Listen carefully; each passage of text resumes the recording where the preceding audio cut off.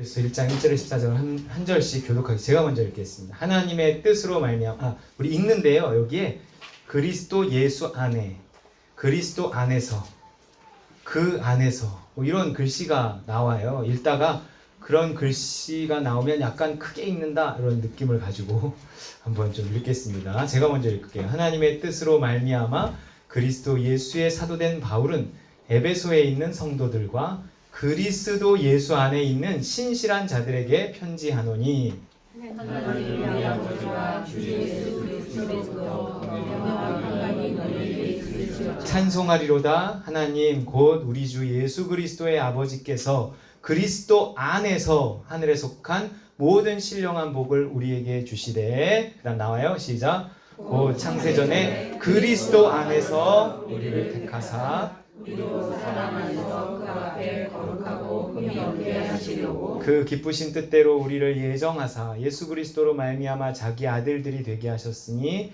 이는 그가 사랑하시는 자 안에서 우리에게 거저 주시는 바 그의 은혜의 영광을 찬송하게 하려는 것이다. 우리는 그리스도 안에서 그의 은혜의 풍성함을 따라 그의 피로 말미암아 속량 곧 죄사함을 받았느니라. 이는 우리가 모든 지혜와 총명을 우리에게 넘치게 하사 그 뜻의 비밀을 우리에게 알리신 것이요 그의 기뻐하심을 따라 그리스도 안에서 때가 찬 경륜을 위하여 예정하신 것이니 하늘에 있는 것이나 땅에 있는 것이 다 그리스도 안에서 동일하게 하여 하시니라.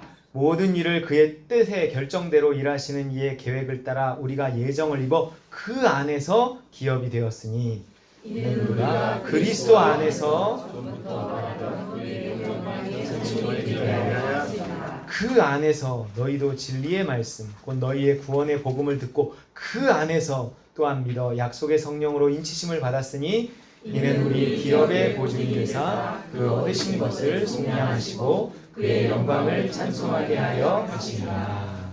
아멘. 엔크리스토라는 아까 전사님 히브리어 헬라어 얘기했는데 이게 헬라어입니다. 엔크리스토. 지금은 십자가가 그 기독교의 상징이죠. 그런데 초대교회 당시에는 이 기독교의 상징이 십자가가 아니었어요. 뭐였냐면 물고기였어요. 물고기. 그래서 막 카탄콤 같은데 이렇게 숨어 있으면 그 어떤 어디에 모임을 갖는다는 방향을 뭐 저런 물고기로 이렇게 표시해 놓고 그랬다고 그래요. 그렇기 때문에 만약에 기독교의 어떤 상징이 십자가가 안 됐으면 이 순위가 뭐였냐 물고기였어요. 그러니까 지금 각 교회에 매달려 있는 그 빨간 십자가는 다 물고기로 이 순위가 대체됐을 거예요. 막 서울 하늘 아래를 이렇게 내려다보면 막 바다인 줄 아는 거예요. 물고기들이. 네. 저게 그 초대교회의 상징이었어요. 꼭 저 모양은 아니고 하여튼 물고기가. 그래서 성경에 그 이유는 성경에 물론 이제 물고기 이야기 나오잖아요. 뭐 있을까요? 오병이요. 네, 오병이요. 또 구약 성경에 요나. 예, 요나의 물고기 이런 것들이 있잖아요. 기적의 소재로 등장하기 때문이기도 하겠지만 진짜 이유는 저 물고기라는 뜻의 그 헬라어 단어 때문에 그렇습니다. 익투스라고 읽거든요. 익투스. 저건 어떤 단어들의 어떤 첫 글자의 합이에요. 당시에는 그렇게 하는 게 유행이었대요. 우리가 제가 IT 미션 컨퍼런스를 갔다 왔는데 그걸 ITMC라고 그러더라고요. 첫 글자만 따서. 이제 그런 것처럼 당시에는 첫 글자를 이렇게 붙여서 읽는 뭐 그런 게 유행했나 봐요. 예, 저게 그 익투스, 예수 그리스도 하나님의 아들 구세주 이런 거예요. 그래서 예수의 첫 글자, 그리스도의 첫 글자, 하나님 테오스의 첫 글자, 아들의 첫 글자, 구세주의 첫 글자, 저걸 합치니까 익투스 이렇게 물고기가 되는 거예요. 그러니까 물고기라는 이름 안에는 베드로가 했던 신앙 고백, 예수는 그리스도시요 하나님의 아들 구세주입니다 하는 게 다 들어가 있는 거예요. 그게 너무 신기하잖아요. 그러니까 그 물고기가 기독교의 상징물이 된 거죠. 그리고 여기서도 나오지만 예수가 그리스도입니다 라는 것이 초대교회 교인들의 신앙 고백이었어요.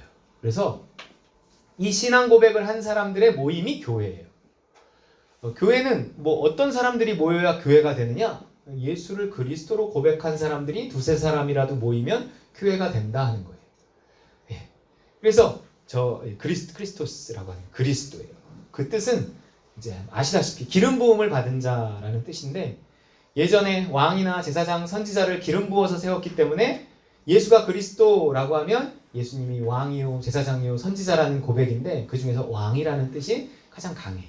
그래서 누군가가 나의 그리스도는 예수입니다.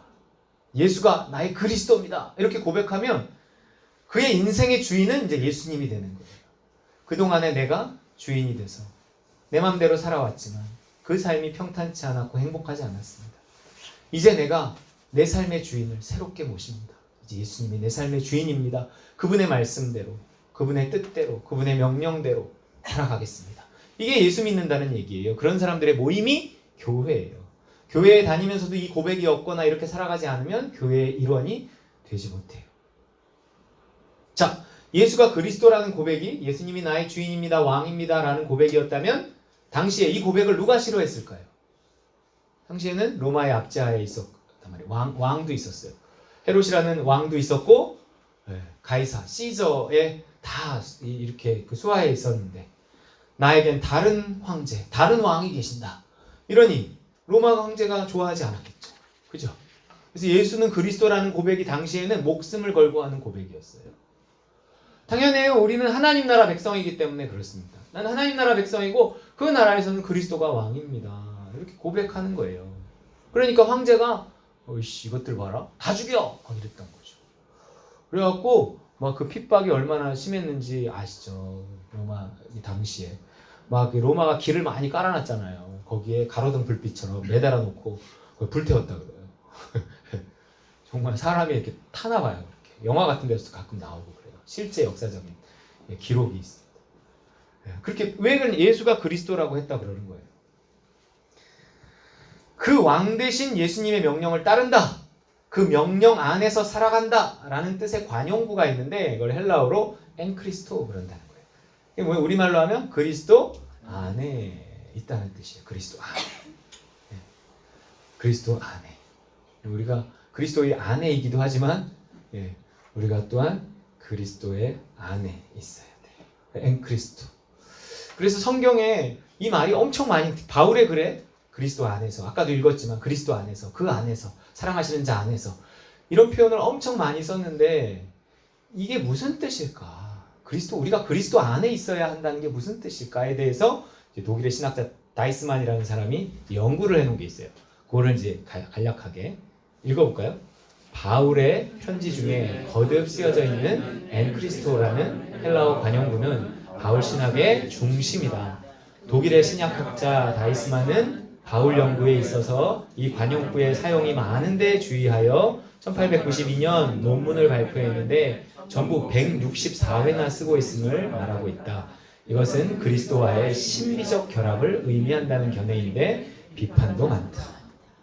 164번이나 바울의 글에서 그리스도 안에라는 표현을 쓰고 있는데 이게 그냥 쉬운 표현이 아니라 신비적 결합. 뭔가 이렇게 영적인 뜻이라는 거예요, 이게. 이게 우리는 다 말씀 안에 있어야 돼. 하나님의 말씀을 지키며 살아야 돼. 라는 이런 어떤 알기 쉬운 뜻을 좀 넘어선 거예요. 그리스도와의 신비적 결합이 된 상태. 그걸 그리스도 안에, 그러니까 뭔가 그리스도와 영적인 합일 상태라 그러죠. 육적으로 누구와 몸이 합쳐질 수 있는 것처럼 우리가 영적으로도 그리스도와 이렇게 합쳐질 수 있어요. 그 상태. 뭔가 그리스도가 내 안에, 내가 그리스도 안에. 당신 마음이 내 마음이고 내 마음이 당신 마음이고 내가 죽고 예수가 살아난 상태. 성령이 내 영과 더불어 거하시며 하나가 된 상태. 뭔가 이런 어떤 영적인 상태를 가리켜서 그리스도 안에 있는 거다. 이러는 거예요. 맨날 하는 얘기잖아요. 계속 요즘에 또 특히 계속 하는 얘기잖아요. 그래서 뭔가 쉽게 얘기하면 성령 충만해서 우리가 예수님과 동행하는 상태를 말하는 거예요. 쉽게 얘기했지만 쉽진 않아요.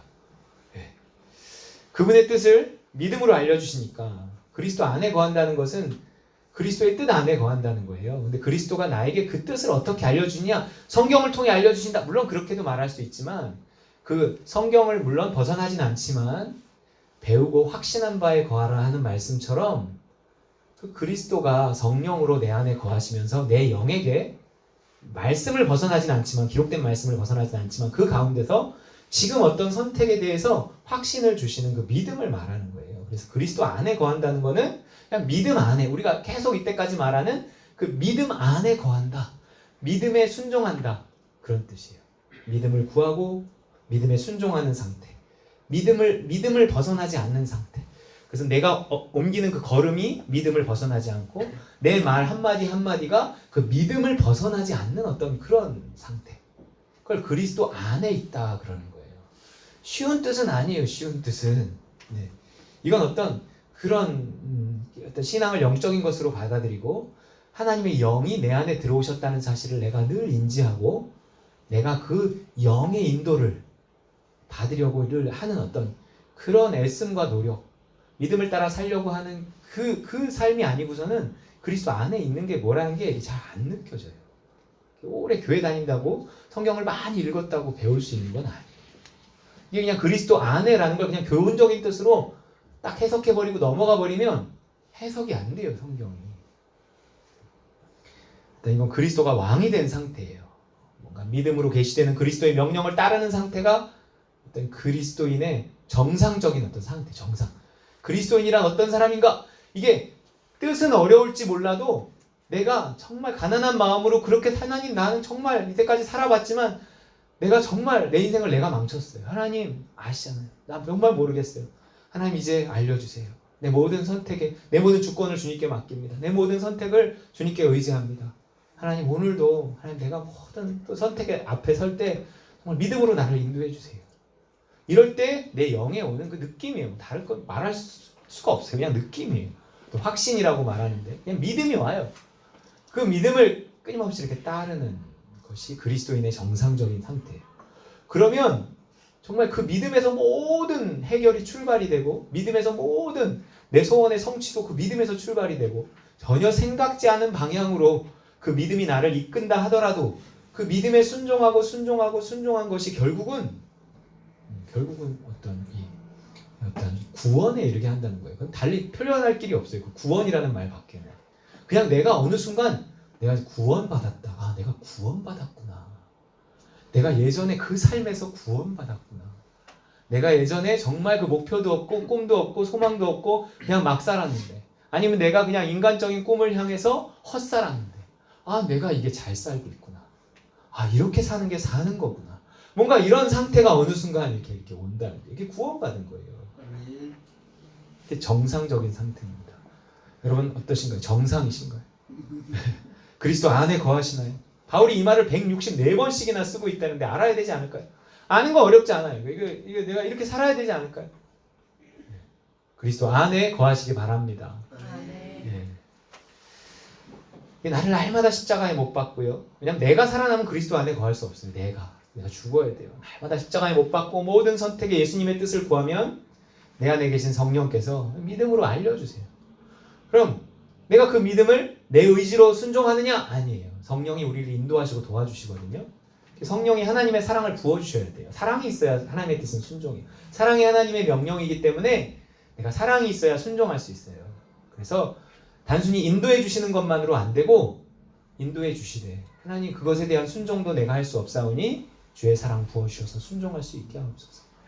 오늘도 주를 힘입어 주의 뜻을 알게 하시고 주를 힘입어 그 뜻에 순종할 수 있게 하옵소서. 뭔가 결국 그 기도하는 삶이에요. 물론 내가 그렇게 한 선택을 누구는 좋아할 수 있어요. 내가 선택했지만 나 혼자 사는 게 아니잖아요. 가족도 있고 친구도 있고 뭐 이게 막 얽히고 설켜 있단 말이에요. 그렇기 때문에 어떤 선택 하나 하려면 그 사람들을 생각하면 복잡해져요. 뭘 못해요. 그러나 내가 어떤 믿음을 따라서 선택하면 그걸 누가 좋아할 수도 있고 싫어할 수도 있고 또 어떤 건 정말 자존심이 상할 수도 있고 어떤 건 돈이 들 수도 있고 어떤 건 이 선택으로 말미암아 내 가족이 힘들어질 수도 있고 희생해야 될 수도 있고 뭐 이래요. 하지만 그렇게 믿음을 따라 우리가 어떤 선택하고 순종하고 그리스도 안에 있잖아요. 그러면 어떻게 되냐면 어떻게 될까요? 어떤 어마어마한 일이 일어날까요?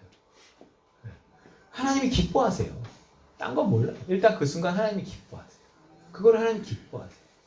이게 제일 중요한 거예요. 하나님을 기쁘시게 한다는 것이. 이게 하나님이 내가 범사에 하나님을 기쁘시게 하는 삶을 살잖아요. 내가 범사에 여호와 인정하고 그 인도하심을 구하고 모든 일에 믿음을 따라 선택할 때 나는 그 범사를 통해서 하나님을 영화롭게 하고 그 범사를 통해 하나님을 기쁘시게 할 수 있어요. 그런 상태가 되면 그 다음은 뭐 그냥 보나마나 그러한 삶의 결론은 천국이고 구원이고 그래. 너와 내 집이 구원을 얻으리라 하는 거예요. 처음에는 그게 나를 잠깐 힘들게 하고, 처음엔 그게 내 가족을 잠깐 힘들게 하고, 처음엔 그 선택이 뭔가 일을 더 복잡하게 만들고 사람들을 깜짝 놀라게 하는 그런 선택일 수도 있어요. 누가 미쳤다고 하는 말을 저 여러 번 들었어요, 살면서. 그런 선택일 수도 있지만, 혹은 선택하고 나서 밀려오는 그 고난 때문에 내가 왜 그 선택을 했을까? 정말 이렇게 후회가 되기도 하고 이러지만, 이게 조금 더 시간이 이렇게 지나면 그게 희한하게 뭐가 이렇게 바뀌어져요. 물론 그 순간 바로 믿음의 선택이 바로 나에게 어떤 결과를 딱 가져오는 그런 것도 있어요. 이번 주에 갑자기 목요일 날 아침인데 내가 오후에는 그 세미나를 가야 되는데 오전에 그 어떤 청년을 만나고 싶은 마음이 와갖고 만나야겠다고 다 챙겨갖고 딱 나가는데 이제 옆집에 사는 그 이영 씨라고, 이제 우리 좀 집밥 모임을 오고 이랬던 분이 계세요. 이제 청년이죠, 그분도.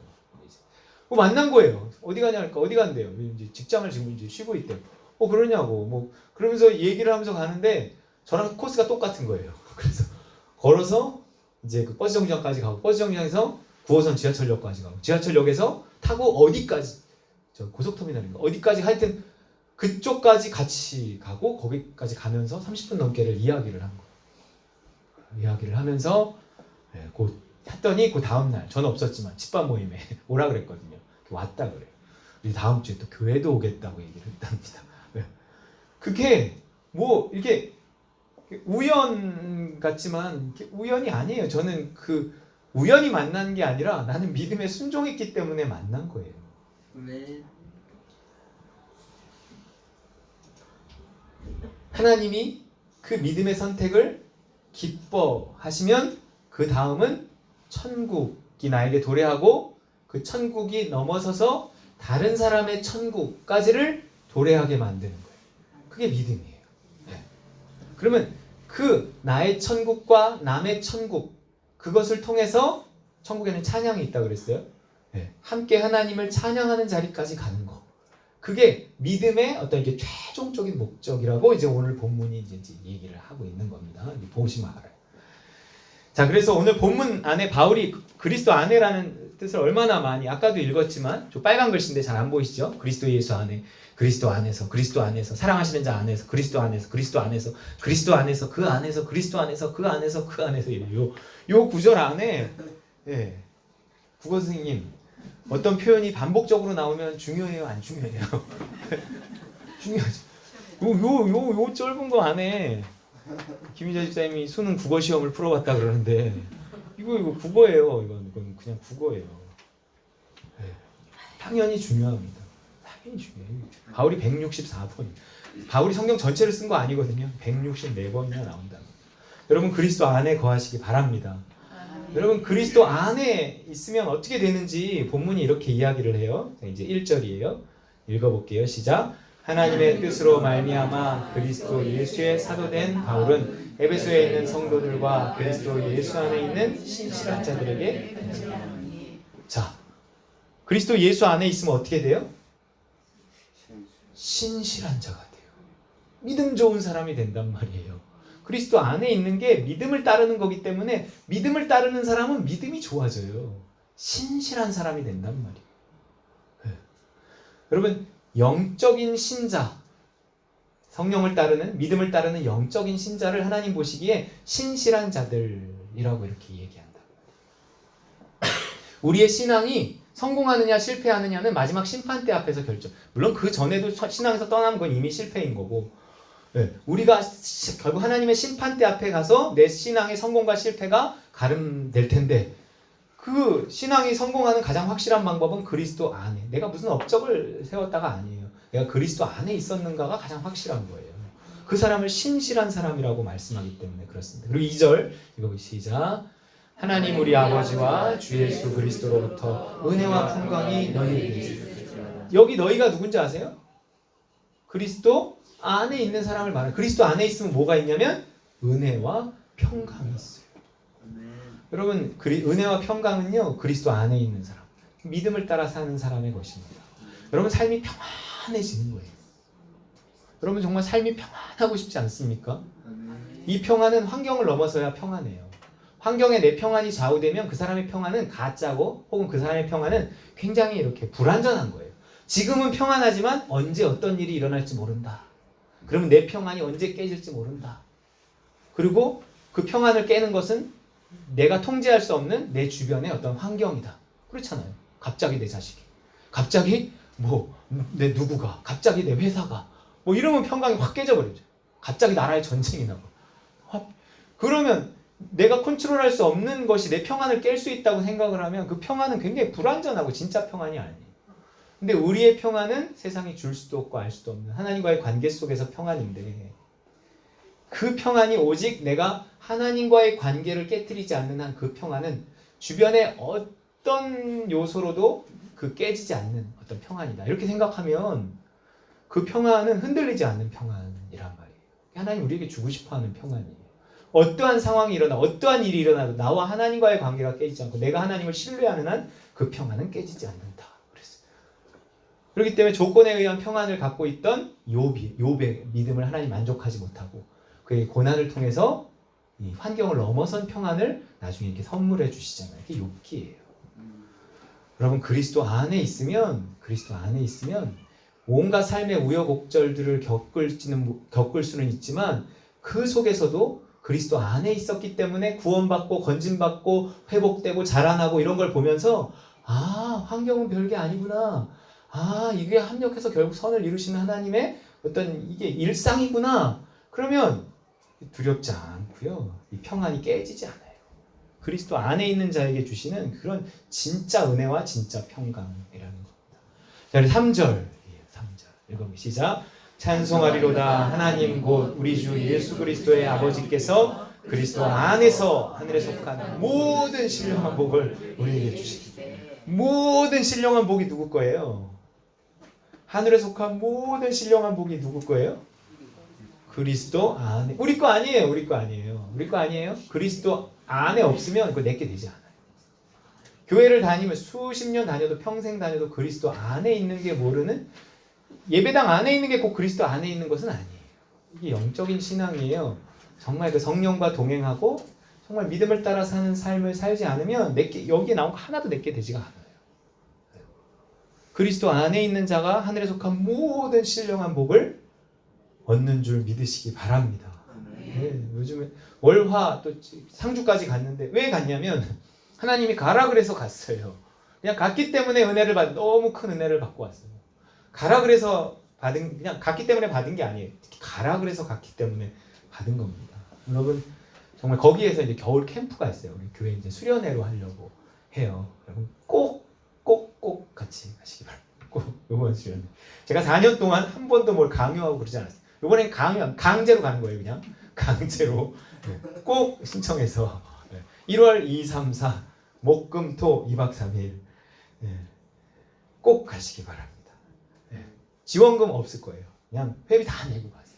회비 다 내고 가서 하나도 안 아깝고요. 내고 가야 은혜가 더 커요. 이번에도 저 다 그냥 제가 회비 내고 갔어요. 물론 교회에 제가 요청할 수 있죠. 목회자니까. 아니에요. 이거는 내 돈 내고 가고 싶다. 이런 마음이 드는 거예요. 그래야 더 큰 은혜가 있을 것 같은 거예요. 은혜 하나도 놓치기 싫어서 그렇게 갔다 왔습니다. 여러분 정말 그렇습니다. 난 회비가 없어요. 그런 사람 옆 사람이 내주세요. 그러면 둘 다 더 큰 은혜를 받아요. 그만한 가치가 있어요. 진짜예요. 그냥 하는 말이 아니에요. 그리스도 안에서 우리에게 허락된 거를 놓치지 않을 필요가 있어요. 하나둘씩 놓치기 시작하면 그 다음에 언제 또 그 기회가 다시 올지 몰라요. 우리 4절 말씀 4절 같이 읽겠습니다. 시작. 곧 창세전에 그리스도 안에서 우리를 택하사 우리로 사랑 안에서 그 앞에 거룩하고 흠이 없게 하시고. 그리스도 안에 있으면 뭐가 좋은지 한마디로 말하면 사랑받습니다. 여러분 사랑. 여러분 믿음에 순종하고 믿음 안에 있으면 그리스도 안에 있으면 사랑받아요. 하나님의 사랑은 그리스도 안에 부어져요.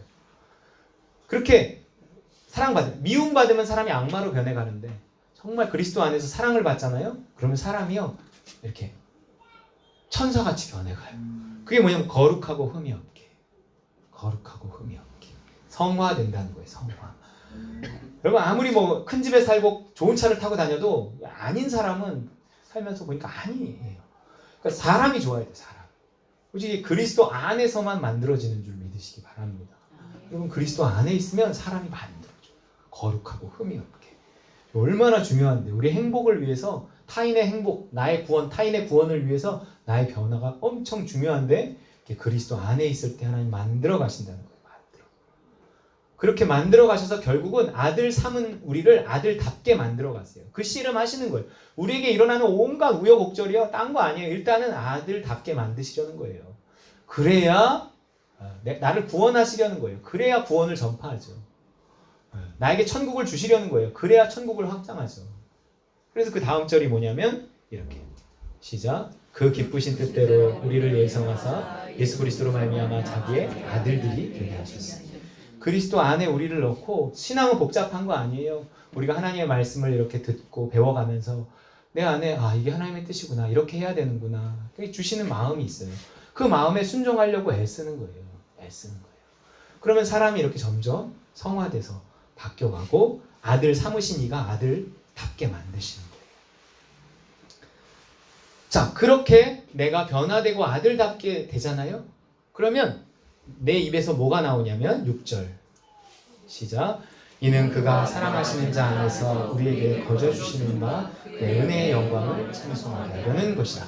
그리스도 안에서 하늘에 속한 복을 받고 하나님의 사랑을 받고 사람이 변하잖아요. 그러면 찬송이 나와요.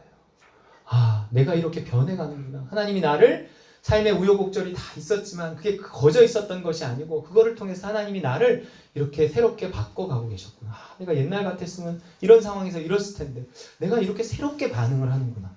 뭔가 이렇게 내가 바뀐 모습을 통해서 또 하나님이 하나님을 이렇게 찬송하게 되는 거예요. 이렇게 사랑받고 변화받으면 찬송이 나와요. 감사가 나와요. 여러분 지금 찬송이 나오시나요? 여러분 그리스도 안에 있으면 믿음대로 살면 이게 노래가 나오는 인생이 된다는 거예요. 여러분 노래하는 인생 되고 싶지 않으세요? 이게 그리스도 안에 있는 사람에게 주시는 선물이에요. 이게 인간 창조의 목적 아시죠? 이사야서 43장 21절 이 백성은 내가 나를 위하여 지었나니 나를 찬송하게 하려 하느라 그런단 말이에요. 그 찬송이 그리스도 안에 있는 자에게서 나온단 말이에요. 우리가 믿음을 따라 사는 몰라요. 그냥 내 수준에 맞는 믿음이 있어요. 믿음대로 믿음만큼 하면서 계속 믿음을 추구하고 믿음만 바라보고 믿음에 초점을 맞춰서 그냥 이렇게 난 살았을 뿐이야. 그냥 인생 선택이니까 크고 작은 조그마한 선택들 내 삶에 주어진 그 작은 선택들 오늘 찬양 나오잖아요. 그 선택들을 그냥 믿음을 따라 하려고 애를 썼을 뿐인데 어느 날 보니까 내가 변해 있고 어느 날 보니까 내가 하나님의 사랑받고 있고 어느 날 보니까 내가 하나님 내 입에서 노래가 나오는 인생이 이렇게 되어져 있더라는 거죠. 우리 7절 말씀입니다. 이렇게 시작. 우리는 그리스도 안에서 그의 은혜의 풍성함을 따라 그의 피로 말미암아 속량 곧 죄사함을 받았느니라. 여러분 죄사함의 확신은 무슨 세뇌가 아니에요. 뭐 반복 교육의 결과도 아닙니다. 우리가 정말 하나님의 사랑을 받고 하나님을 찬양하는 삶이 될 때 죄가 나에게서 멀어져요. 막 하나님의 사랑받고 하나님을 찬양하고 노래가 나오는 인생인데 막 죄를 져. 그러진 않아요. 죄는요 뭔가 답답하고 허전하고 공허하고 외롭고 하나님에게서 멀리 있을 때 끌어당겨서 죄가 내 옆에 이렇게 와요. 자석처럼. 그때 짓는 게 죄예요. 그렇기 때문에 내가 충만하고 하나님의 사랑받고 그리스도 안에 있으면 죄는 멀어져요. 예수를 그리스도라고 고백한 그 기초 위에 교회가 세워지는데 음부의 권세가 틈타지 못한다는 거예요. 왜냐하면 예수를 그리스도라고 한 그 기초가 있기 때문에 음부의 권세가 틈타지 못하는 거예요. 죄가, 귀신이, 마귀가 예수를 그리스도로 고백하고 그렇게 사는 사람, 그리스도 안에 있는 사람에게는 틈타지 못해요. 10절 시작. 하늘에 있는 것이나 땅에 있는 것이 다 그리스도 안에서 통일되게 하려 하십니다.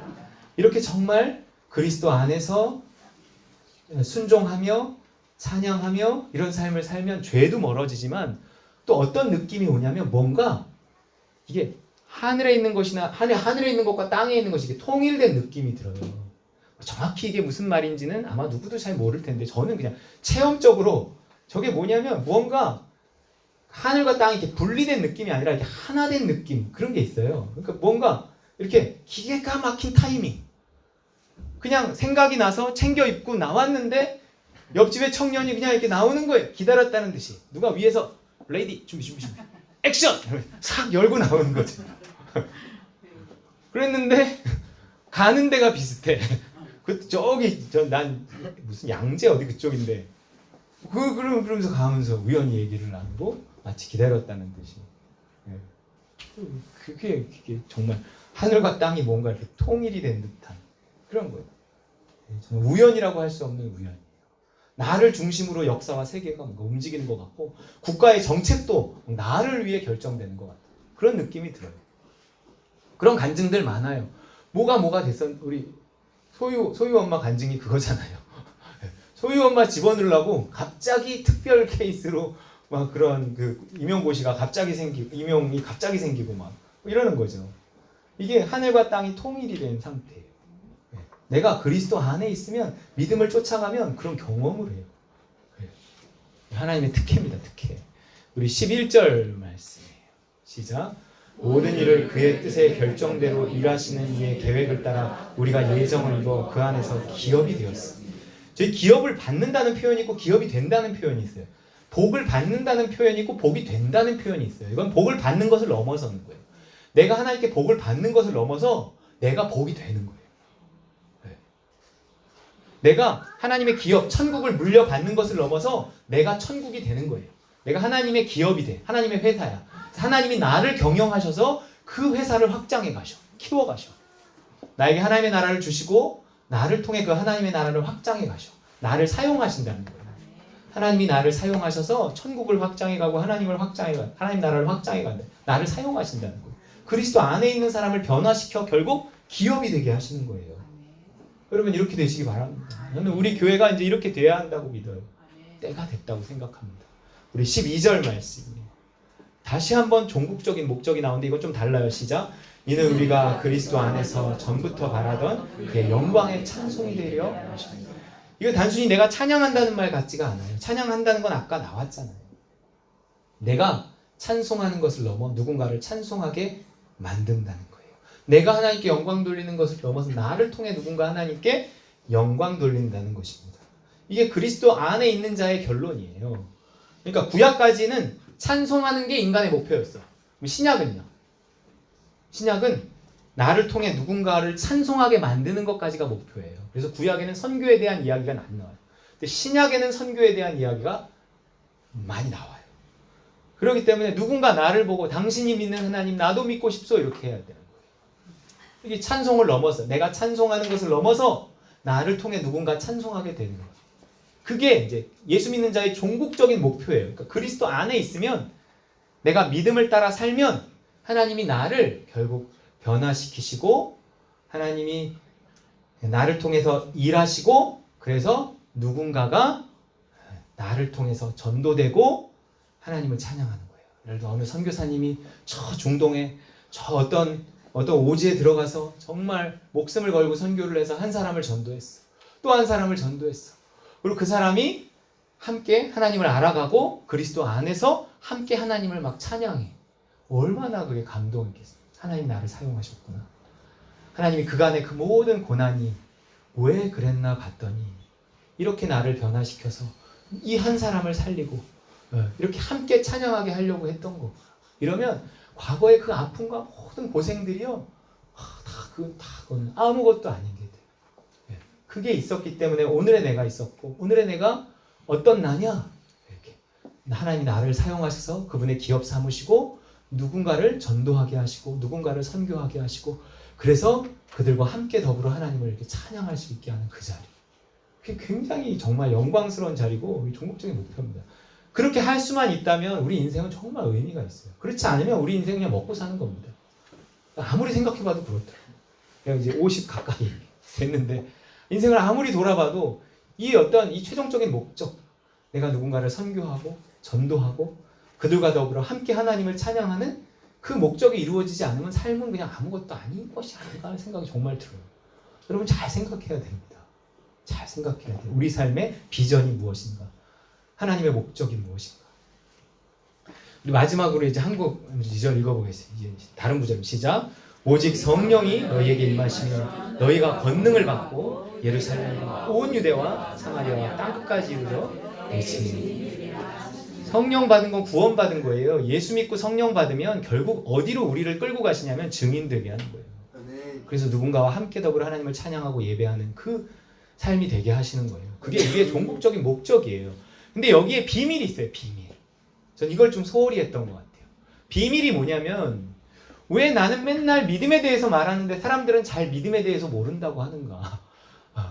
이렇게 생각을 했는데 왜 이렇게 더딘가? 믿음이 잘하는 것은, 믿음을 아는 것은 왜 이렇게 힘든가 봤더니 그 종국적인 목적이 증인되는 것이라는 사실을 우리가 잘 인지하지 않아서인 것 같다는 생각이 들어요.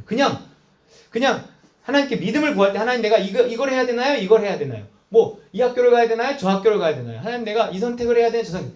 그렇게 하나님께 묻는 목적이 뭐냐면 어떤 게 나에게 유리한가요? 이렇게 묻는 거예요. 어떤 게 나를 더 나를 더 이제 편하게 하나요? 어떤 게 내 삶을 좀 더 이렇게 좋게 하나요? 나를 좀 더 부자 되게 하고, 나를 좀 더 잘 살게 하고, 나를 좀 더 편하게 하고, 내 인생 고달프게 하지 않을 선택이 뭔가요? 이렇게 묻기 때문에 하나님 믿음을 잘 안 주시는 거예요. 그런 게 아니라 오히려 명확한 그 내가 믿음을 하나님께 구하는 목적이 뭐냐면 그 믿음의 결국이 영혼의 구원이기 때문에, 증인되는 거기 때문에 그 목적을 분명히 해야 돼. 하나님 내가 전도하고 선교하는 삶을 살기 원합니다. 하나님 나를 통해 누군가 구원받기 원합니다. 내가 먼저 또한 구원받고 내가 누군가를 구원받게 하는 그 삶을 살기를 원합니다. 네. 하나님 정말 찬양하는, 함께 하나님을 찬양하는 그 삶. 정말 하나님 내가 거기에 나의 비전을 둡니다. 하나님 내가 누군가를 살리는 삶이 되게 하시고, 하나님 내가 전도하고 선교하는 삶이 되게 하옵소서. 이를 위해 오늘도 내 모든 선택을 인도하여 주옵소서. 이렇게 돼야 됩니다. 그때 그 인도하심이 분명해진다는 거예요. 뭔가 보인다는 거예요. 하나님의 뜻이. 근데 우리가 그 목표를 바로 설정하지 않고 비전을 갖지 않고 하나님의 뜻을 구하니까 사사로운 비전만 있게 되고 인도하심이나 성령의 충만은 우리에게 쉽지 않은 게 돼요. 영적인 삶이 쉽지 않아져. 그렇기 때문에 우리가 지금 분명히 알아야 되고 회복해야 될 것은, 이제 우리가 릴레이 금식기도 하자고 이제 종이 돌릴 텐데 계속 부담스럽죠. 근데 이번 한 주만 하는 거예요. 그냥 한 주, 토요일까지만 하는 건데 교회 비전 회복을 위한 릴레이 기도를 좀 했으면 좋겠다는 마음이 왔어요. 그래서 여러분 교회의 비전을 회복하기 4년 됐단 말이에요. 우리가 하나님께서 4년 동안 많이 봐주셨어요. 그냥 막 맛있는 거 먹어라, 좋은 데 가라, 편하게 해라, 부담 주지 마라, 계속 뭐 그런 거였어요.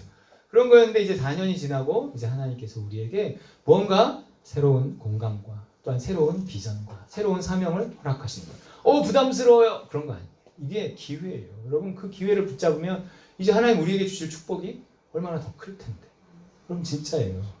비전이 있다는 건 그 비전을 이루기 위한 모든 것들을 하나님 또한 공급하신다는 전제가 깔리는 거예요. 내가 그냥 사사로이 가진 비전이 아니라, 야망이 아니라 하나님 주신 비전을 우리가 품을 수 있다면 정말 그건 하나님이 이루어가는 모습을 그 과정에서 보는 거예요. 하나님 비전을 주시고 비전을 이루어 가시네?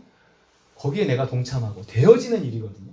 되어지는 일에 동참해야 돼요. 되어지는 일에 동참할 때 하나님이 그 삶을 정말 하늘과 땅을 통일시켜 다 풀어주시고 하나님께서 그 어떤 이 사명을 이루는데 나를 기업으로 사용하시고 이렇게 온전케 하시는 거예요. 그게 정말 그 삶은 우리가 경험해야 되고 그렇게 살아야 돼. 이렇게 사는 거구나 하는 삶이 이제 우리 따릉과 누림교회에 펼쳐질 줄 믿으시기 바랍니다. 하나님 자꾸 그런 소망을 주셔요.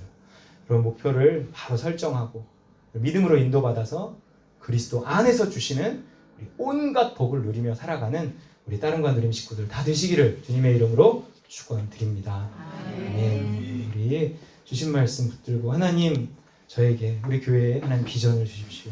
그래서 정말 하나님 선교와 전도에 대한 그 영혼 구원에 대한 하나님 비전을 가지고 내가 오늘 인도함을 받으며 충만한 가운데 살아갈 수 있게 하나님 도와주옵소서. 우리 주신 말씀 기억하고 하나님 기도하겠습니다. 사랑의 하나님 감사합니다. 하나님 우리의 삶을 인도해 가시는 주님을 하나님 믿고 찬양합니다. 하나님 우리의 믿음이 더 온전해질 수 있도록 하나님 도와주시옵소서. 아버지 우리가 믿음을 따라 살아가게 하옵소서. 그리스도 안에 있게 하여 주시옵소서. 그리스도 안에 있지 않으면 하나님 우리가 구원받지 못하고 하나님 변화되지 못하고 하나님 우리가 사명도 감당해내지 못합니다. 하나님 이제 우리가 믿음에 대해서 배웠사오니 하나님 믿음을 맛봤사오니 하나님 이제 믿음을 따라 살아갈 수 있도록 하나님 도와주시옵소서. 하나님 그 믿음의 결국을 우리가 바라보며 하나님 우리의 영이 구원받고 하나님 우리의 이웃이 구원받는 하나님 그 삶을 살아갈 수 있도록 주여 하나님 아버지 도와주시기를 원하오니 주님 도와주시옵시고 주여 아버지 하나님 도와주시옵소서.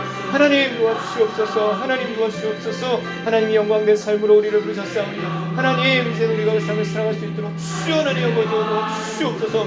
아버지여 도와주시옵시고 주여 하나님 도와주시옵소서. 우리의 인생이 우리의 뜻대로 되지 않사오니 하나님 우리의 주님 예수로 그리스도로 모시고 하나님 이제 순종하는 삶을 살아갈 수 있도록 주여 하나님 도와주시기를 원합니다. 하나님 우리에게 도와주시옵시고 충만함을 주시옵시고 하나님의 영적인 회복을 가운데 허락하여 주시기를 원하오니 주여 아버지 하나님 도와주시옵소서. 하나님 아버지여 도와주시옵소서. 하나님 아버지여 도와주시옵소서. 아버지여 감사합니다.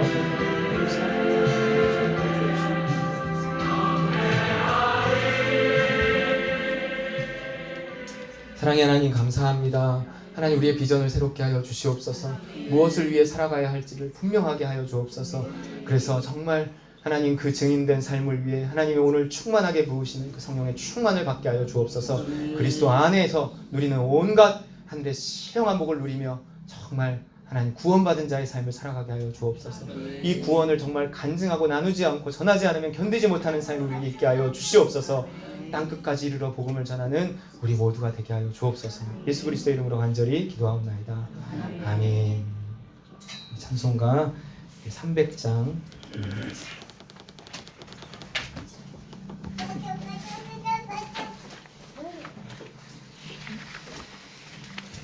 찬송가 300장 내 맘이 낙심되며 근심에 눌릴 때 주께서 내게 오사 위로해 주시니 그리스도 안에서 모든 위로와 새 희망과 은혜가 그리스도 안에 있는 줄 믿으시기 바랍니다.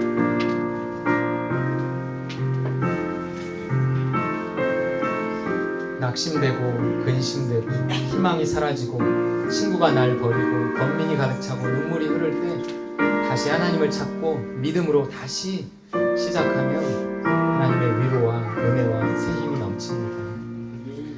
내 맘이 낙심되며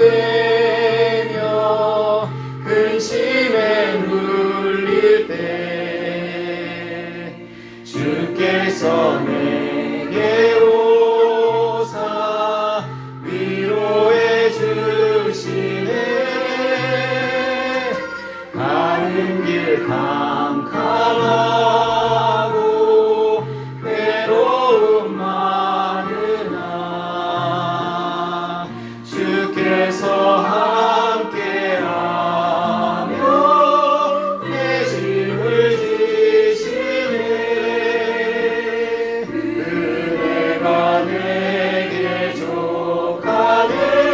은혜가 족하네. 이 괴로운 세상 지날 때 그 은혜가 족하네. 희망이 사라지고 친구 날 버릴 때 주 내게 속삭이며 새 희망 주시네. 싸움이 맹렬하여 두려워 떨 때에 승리의 왕이 되신 주 음성 들리네. 은혜가 내게 족하네. 은혜가 족하네. 이 괴로운 세상 지날 때 그 은혜가 족하네.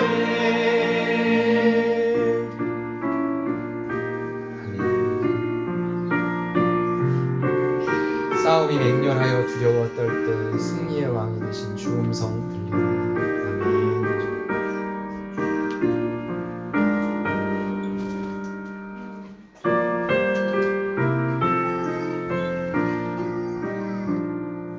범민이 가득 차